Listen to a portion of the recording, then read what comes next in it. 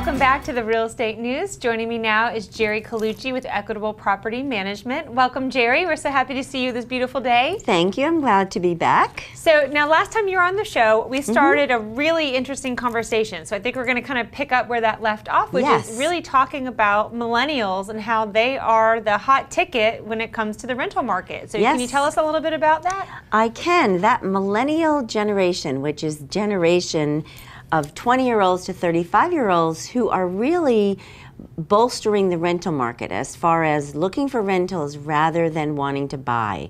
And we're sort of gearing up for them because they are very computer literate and smartphone literate, and they like to do things off their smartphone to find a rental. So does that impact the way that you market to them? It definitely does. I mean, I've been in business for 13 years, and we pretty much have always used the internet. However, now we're getting more into having the mobile phone be our internet connection to them. So mobile apps and things of that nature? Exactly, exactly. They want to do things quickly, and they most often want to rent. Okay.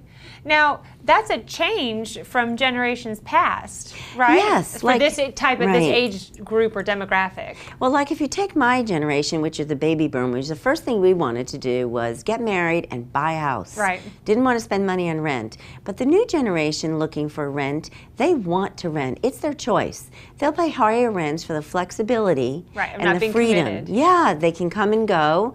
And the thing that owners have to get used to, owners of rental property, is this group of people, they sometimes will co-live. They'll have two couples living in an apartment rather than one couple paying the rent.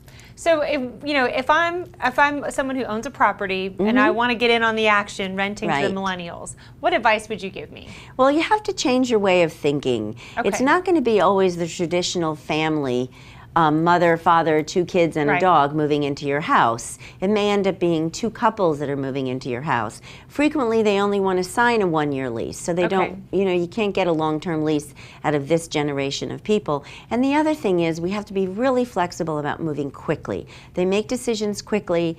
25% of them have never written a check. Right. So everything pretty much has to be online for this generation. Okay, so definitely you might need to be flexible and switch up the way you practice renting or that you have in the past, because the people that are going to be your target market, and like you said, these are the people that are willing to pay the higher rent. Right.